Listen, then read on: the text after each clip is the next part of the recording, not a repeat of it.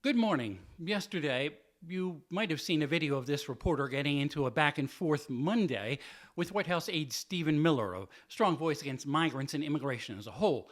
I pressed him about the unanimous Supreme Court ruling last week in the case of Kilmar Abrego Garcia, and that the justices, including Clarence Thomas and Samuel Alito, seem to be saying that the Maryland man should be returned to the U.S. from El Salvador. I'm not going to go into the background of this case because anyone who doesn't know it by now is not watching this video.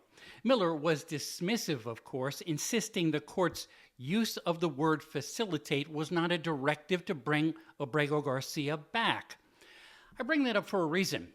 Yesterday, in suburban Maryland, Judge Paula Zinnes indicated her feeling that the court's ruling was clear, and she told federal lawyers to cancel their vacations if need be and ordered an investigation into what she basically says is the Trump administration's ignoring of her own directive to bring the man back, and she refused to accept as evidence Monday's Oval Office meeting where President Trump and El Salvador's president basically made their case for doing nothing.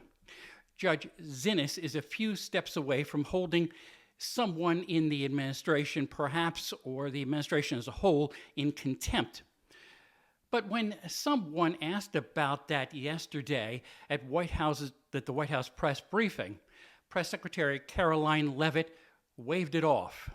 So I see what you're trying to do there with that question, but we're very confident that every action taken by this administration is within the confines of the law, and we continue to comply with the court's orders, and you have seen that, and the president made that clear yesterday in the Oval Office with President Bukele.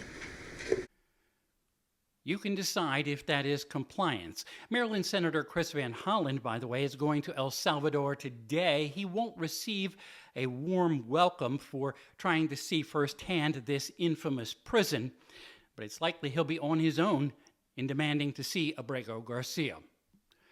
Back to the press secretary, and again, I admit a significant bias regarding this matter, but the press office is reworking the pool rotation so that only one print reporter gets into the pooled events for travels on Air Force One, etc.